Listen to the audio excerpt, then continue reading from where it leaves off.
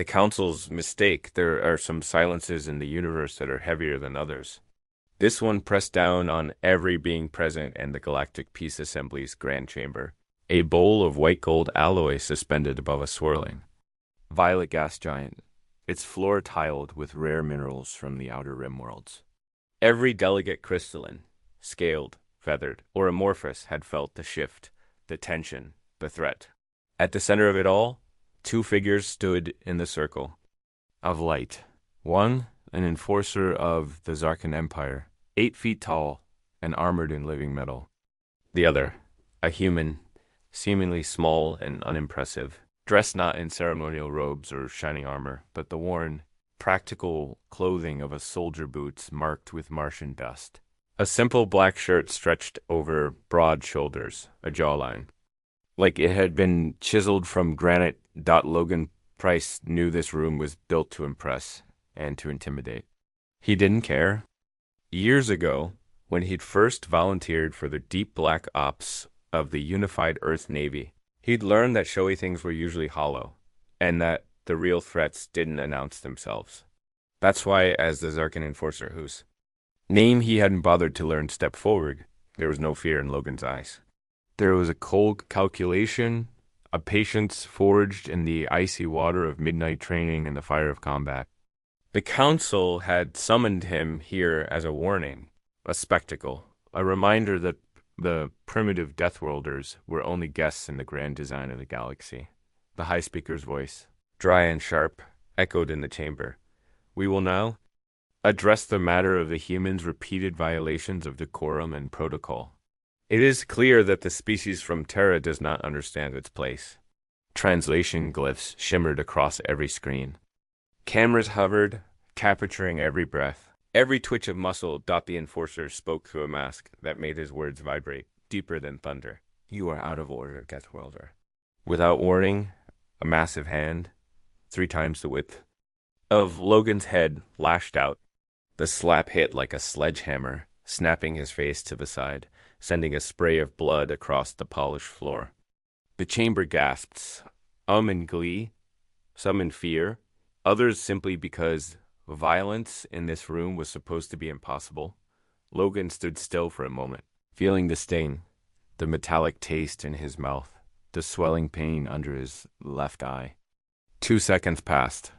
He slowly turned his head back, wiped the blood from his lip, and cracked his neck, the sound sharp and satisfying. When he spoke, his voice was quiet, almost bored. Big mistake. He moved faster than any of the assemblies. Security systems could track. His right hand shot out, catching the Enforcer's wrist. Twisting with precise force, a crack of bone echoed through the chamber. Logan's left fist drove up in a brutal arc, crushing the alien's windpipe and fracturing the armored plates. Before the Enforcer could react, Logan's knee shattered the creature's sternum. Another punch, this one straight to the jaw with all the torque of a trained fighter, snapped the Zarkan's head back. The final strike, 2 fingers to the carotid cluster, was so clean it seemed almost gentle. The Enforcer collapsed in a heap, the mask spinning away across the floor, limbs twitching. For a heartbeat, the galaxy held its breath. Then chaos exploded.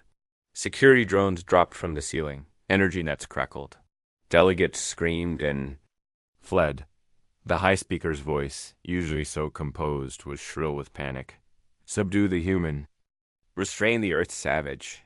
Logan didn't resist. He raised his hands and let them lock the gleaming shackles around his wrists. As guards dragged him away, cameras still rolling, he caught the eye of one figure, a small gray-furred alien, perched on a hover slab, scribbling notes with a trembling stylus. The creature's name was Yill, a junior anthropologist who'd been studying humans ever since Earth's first contact. Their gaze met for a second. Yill nodded, as if to say, "This is history." As Logan disappeared into the underbelly of the station, the galactic news feeds exploded. Human savage annihilates Enforcer. Earth declared an emergency.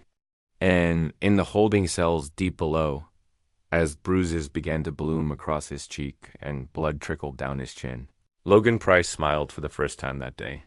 He'd survived worse than this, caged and steady. Holding cells beneath the galactic assembly were engineered to contain the deadliest threats in the galaxy: telekinetic warlords, energy beasts, even the occasional black hole cultist. The walls were seamless crystal alloy, laced with nano-dampeners, force fields pulsing with silent menace. It was meant to be escape-proof. For Logan Price, it was just another cage. He sat on a hard slab, hands still bound, under the cold white light. His only company was the steady hum of surveillance drones and the occasional passing guard. Most of them gave him a wide berth, eyes flicking to the bruises on his face, the dried blood at the corner of his mouth. He saw fear in them, a fear they couldn't hide. It didn't take long for the scientists to come. They were nothing like any medics or interrogators Logan had seen before. One was a floating sphere of luminous gas, its voice like wind chimes.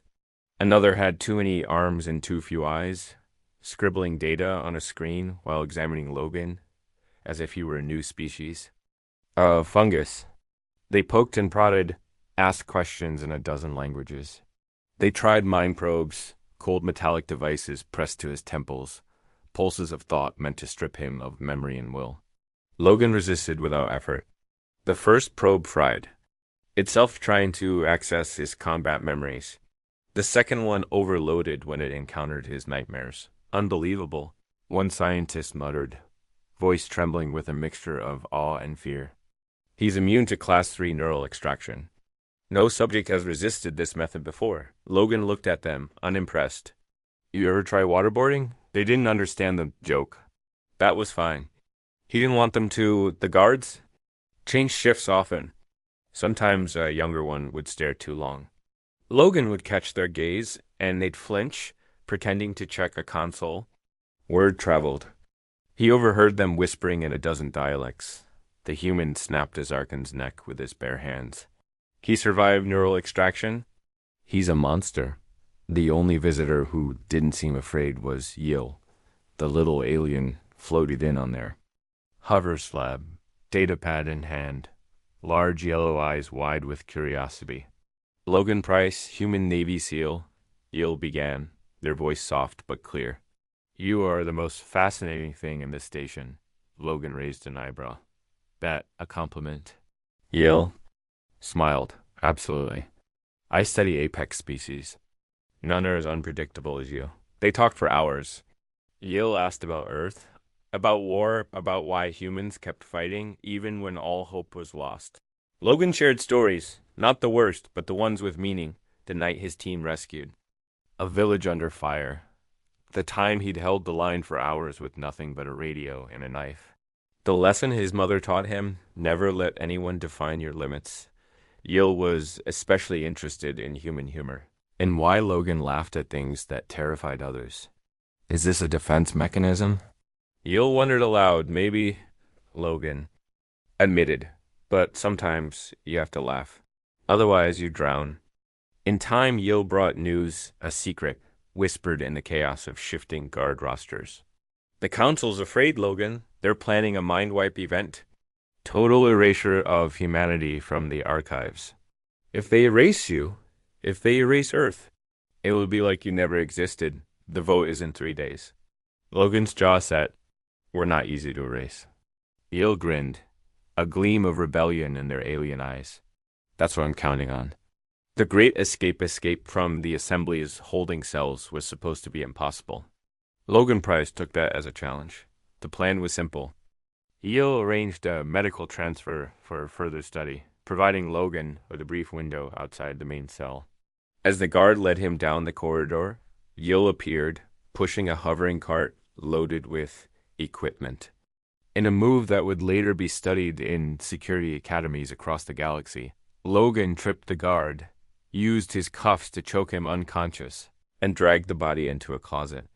Yil, suppressing panic and delight, handed Logan a bundle of stolen uniforms and a jury-rigged data chip. They navigated the labyrinthine underbelly of the Assembly, dodging patrols, disabling cameras. Logan moved like a shadow, every motion efficient, calculated. Yil, for all their lack of field experience, proved invaluable, hacking security doors, looping surveillance feeds. They weren't alone for long. In a cell marked hazardous, do not open, Logan found a massive amphibian-like being Coral, once a champion psychic warrior, now shackled and drugged. Eel argued, but Logan insisted. They freed Coral, who joined their cause with a silent nod and the promise of vengeance. Further on, they found Mira, a four-armed engineer from the mining moons, and Nin, a sentient plant capable of limited telepathy. Each had a reason to hate the Council. Each was inspired by Logan's refusal to give up. The escape became a running battle. Security responded with drones, gas, pulse rifles. Logan improvised using fire suppression foam to blind cameras, building traps from ventilation panels. Mir rewired a drone into a rolling bomb. Coral shielded the group from neural stunners. Nin flooded the halls with spores, confusing sensors. They reached the Certus lifts. The Council's mind wipe device was already active countdown at less than an hour. If it triggered, all records of humanity would vanish, memories erased in every connected mind across the stars. Logan gathered the team. We're not just fighting for Earth, he said.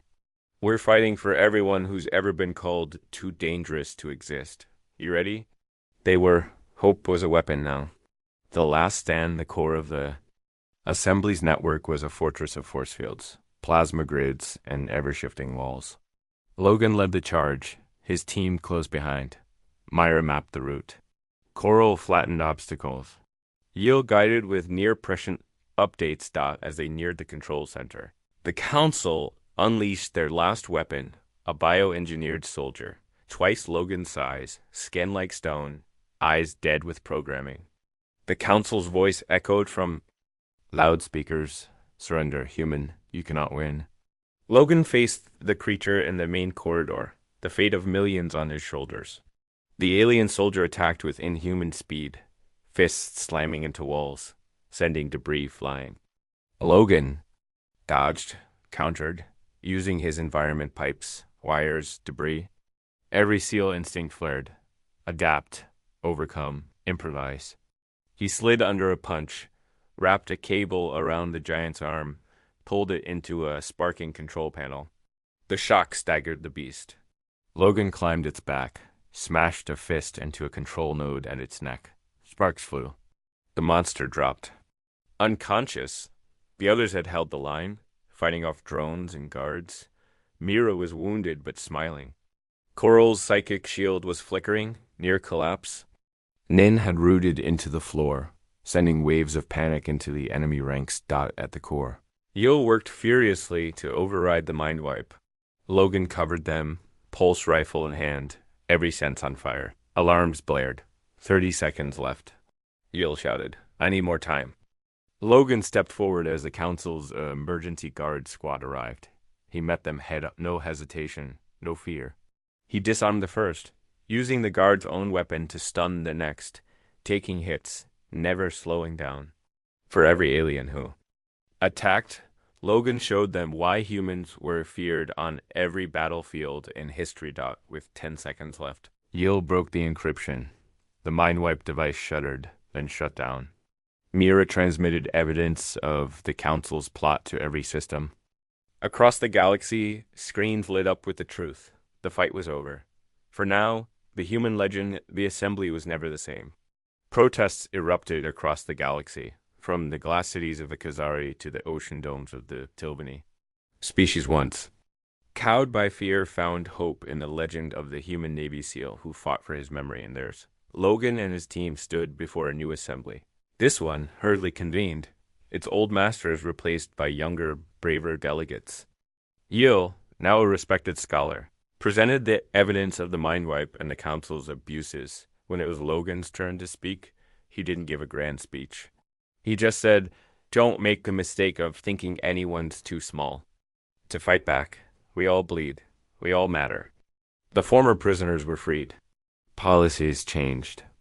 A new galactic order, messy but hopeful, began to take root. Yill published a thesis that swept the stars. Never underestimate a human. Lessons from the Council crisis. It became required reading for every peacekeeper and soldier in 100 worlds. Logan returned to Earth, but not as the man who left. He was a legend now, a symbol for all dangerous species everywhere. In his honor, a statue stood outside the Assembly's new chamber, not a monument to violence, but to courage, endurance, and the refusal to be erased.